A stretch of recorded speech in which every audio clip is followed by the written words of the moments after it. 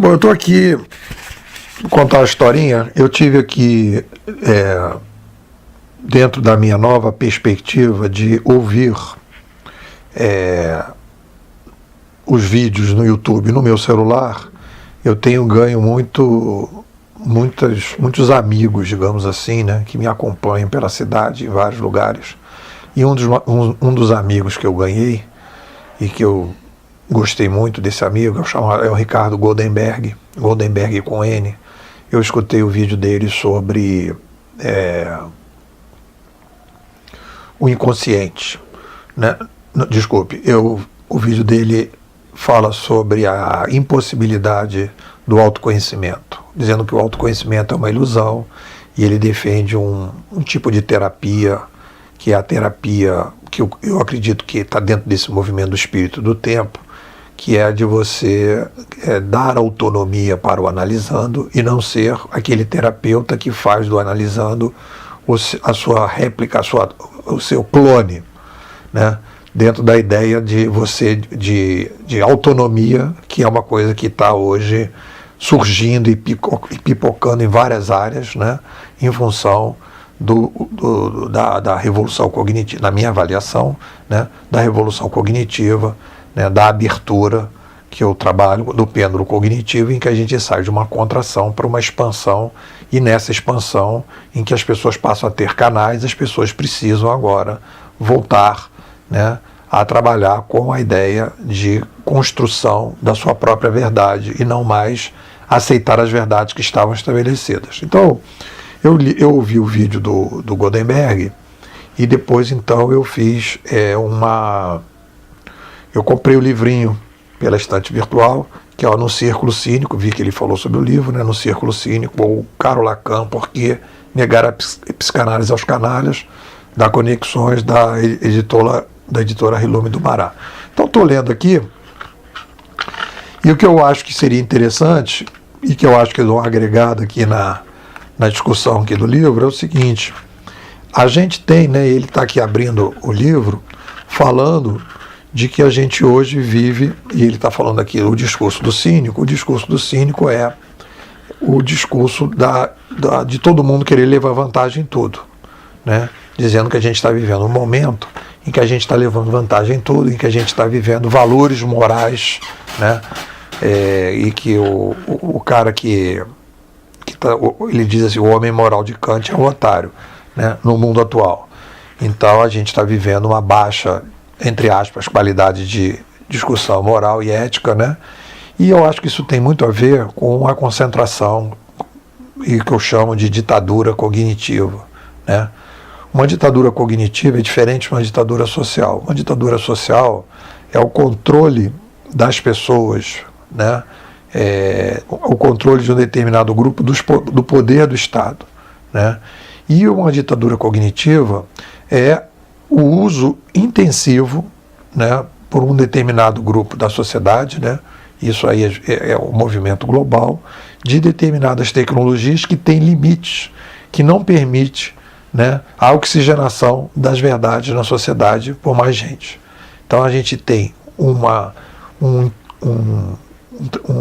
trabalho, né, de construção da verdade e de tomada de decisões, né, para um grupo cada vez menor, que vai se apoderando dos canais, dos fluxos de circulação de ideias, e isso vai fazendo com que a gente tenha uma série de problemas na sociedade que vai afetar o coletivo e o individual a gente vai ver, né, nessa discussão da terapia, em que você vai ter um sujeito que chega no consultório do terapeuta completamente desprovido de percepção da sua subjetividade, porque ele é uma tela que passa o filme daqueles que produzem a verdade. Ele não tem a sua própria verdade, ele tem a verdade que foi construída pelos outros.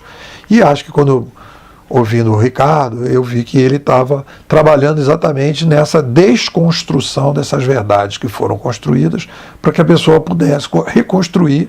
E essa ideia do autoconhecimento é exatamente você chegar à conclusão que o seu autoconhecimento não é você vai chegar ao conhecimento de alguém que emprenhou o conhecimento dentro de você.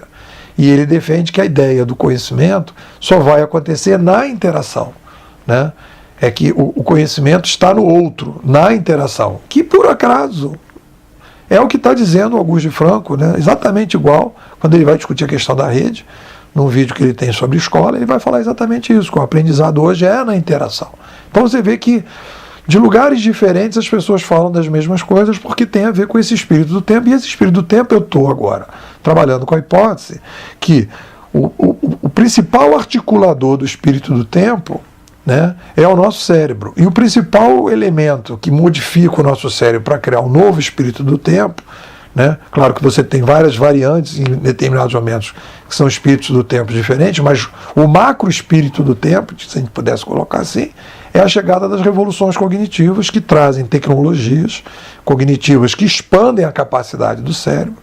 E aí, meu irmão, quando você expande a capacidade do cérebro, sai de baixo, porque aí o ser humano começa, né, a viver coisas completamente diferentes. É como se fosse assim, a distribuição ampla e gratuita de cogumelos alucinógenos para todo mundo, que começa então a trocar, a interagir, a conversar, etc, etc, e todo mundo começa a vivenciar um novo mundo, né, em que a gente vai começar a ter que ter uma perspectiva de mudança e uma perspectiva de uma construção, né? E aí eu vou pegar outro cara que eu estou ouvindo também, que é o Clóvis de Barros Filho, que ele está trabalhando e que ele tem um maior sucesso. Por quê?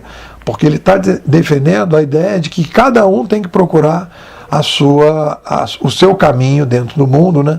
E não aceitar os gurus que dizem 7 hábitos disso, 7 hábitos daquilo, etc, tal, como fazer, etc, tal, papá, que cada um só pode se encontrar a partir do momento que ele vai lidar com a sua própria filosofia, com sua própria felicidade, né? Em que você vai ter que procurar a felicidade dentro de você, que você tem a felicidade que é sua, não é a felicidade do outro, né?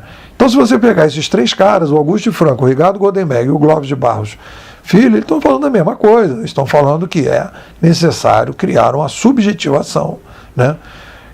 É preciso desobjetivar, né, o indivíduo, colocar o indivíduo dentro da história, colocar o indivíduo a refletir sobre quem ele é na sua singularidade, para que ele possa viver um mundo que está se abrindo, né, para uma outra perspectiva, em que você sai de um mundo sem canal, em que o cidadão ele recebia as verdades dos canais que estavam disponíveis, no qual ele não tinha um canal para colocar a sua verdade para mais gente, e hoje ele tem um canal, seja no Facebook, seja no YouTube, seja no Twitter, seja em qualquer lugar, seja no blog, ele passa a ter um canal, e isso vai criar um outro ser humano, um outro modelo de ser humano, em que você tem outras problematizações que estão colocadas na sociedade, que pedem, né, um retrabalho da subjetivação, em que você sai de um indivíduo, né, passivo para um indivíduo proativo, para construir essa nova sociedade, uma nova governança da espécie, que seria mais compatível com a complexidade demográfica que a gente tem hoje. Bom, é isso. Esse livrinho aqui é o livrinho que eu estou gostando, estou começando agora, mas eu quis fazer logo essa introdução para dizer que eu acho que isso que ele está dizendo, né, o círculo dos cínicos tem a ver com esse círculo dos cínicos a nível global, tem a ver com o fenômeno da ditadura cognitiva que a gente está saindo. É isso.